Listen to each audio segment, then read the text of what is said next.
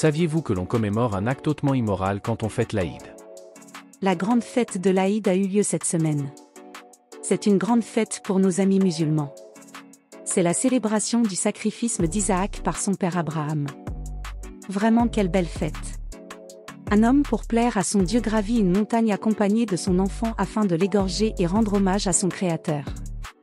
Ce Dieu plein d'amour arrête le bras d'Abraham à la dernière seconde et lui dit de remplacer le sacrifice de son enfant par le sacrifice d'un animal. Que c'est beau et émouvant, vous ne trouvez pas?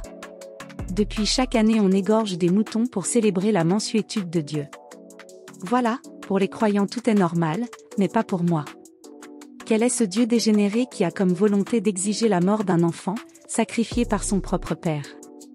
Quel est ce père indigne de ce nom, qui est prêt à tuer, et de la pire des manières la chair de sa chair? Un parent se doit de protéger ses enfants dans tous les cas, même au péril de sa propre vie. Tout homme ou femme normalement constitué se bat jusqu'à son dernier souffle pour que survive son petit. C'est une chose banale dans le règne animal, toute mère défend sa progéniture, même une mère sanglier honnie par les Mahométans. On célèbre ce jour-là un père dégénéré qui est sur le point d'assassiner celui pour lequel il devrait donner sa vie, s'il était un vrai père. Moi qui suis contre toute forme de violence, c'est le seul cas où je peux concevoir qu'un être humain puisse tuer. Oui, tuer pour sauver sa progéniture, c'est naturel. Mais quel est ce Dieu qui se vautre dans le sang, qui exige que le sang d'un enfant soit répandu? Pour moi, il n'y a qu'un mot, c'est celui de salaud. Et de nos jours, quand vous faites des réjouissances autour de la mort sanglante d'un animal, ce n'est guère mieux. C'est encore le sang qui réconforte ce Dieu ignoble. Un Dieu pervers qui demande à sa création de lui rendre hommage de la pire des façons. Quelle différence entre votre Dieu et celui des peuples dits barbares. Les précolombiens ouvraient la poitrine de jeunes filles pour l'offrir à leur divinité, cela vous répugne, mais que votre idole demande à un homme de gravir une montagne pour y faire un feu et y sacrifier son unique fils, vous trouvez cela sublime, pourtant où est la différence? Et il n'y a pas que cette fois que votre Yahvé ou Allah se complaît dans l'hémoglobine. Genèse 3:21. Après avoir prononcé des malédictions sur le premier couple formé par Adam et Ève, il a tué un animal, versé son sang, et en a fait une couverture pour eux. C'est ce même Dieu sadique qui en Égypte tue tous les premiers-nés, de celui de Pharaon à celui de la servante. Sans oublier les premiers-nés des animaux. Relisez Exode 11:5.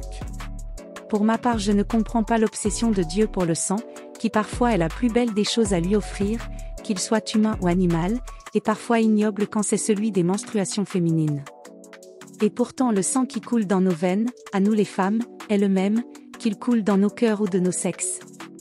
Quand un homme dit à une femme qu'elle a de beaux yeux, la goutte de sang qui irrigue son iris prendra moins d'une minute pour rejoindre son vagin, même si cela vous déplaît. Faut-il apprendre à Dieu les principes de la circulation sanguine?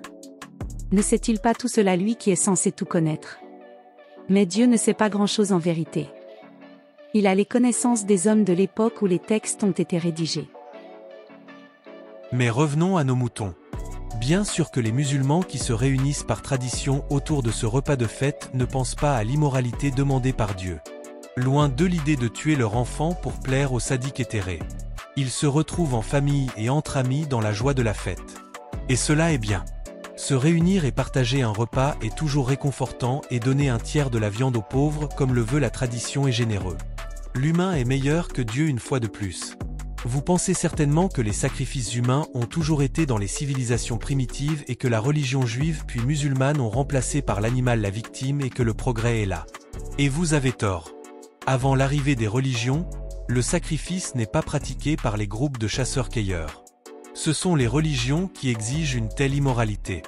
Il y a dans l'esprit des gens une inversion entre la cause et l'effet. C'est pour s'attirer les faveurs dues ou des dieux que l'on tue.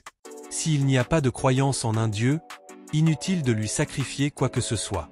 Les religions nous font croire à un progrès alors qu'elles sont la source des plus grandes horreurs humaines. Les interdictions et obligations alimentaires sont dans toutes les religions. Elles servent à se différencier des autres groupes humains et inventent à dessein des barrières entre eux. Vous ne pouvez pas être copains si vous ne partagez pas le pain lors d'un repas. Nous reviendrons plus en détail dans une prochaine vidéo sur toutes ces incohérences. Mais d'ici là, si vous voulez encourager notre travail, un pouce, un abonnement, un commentaire, voilà ce qui nous aidera.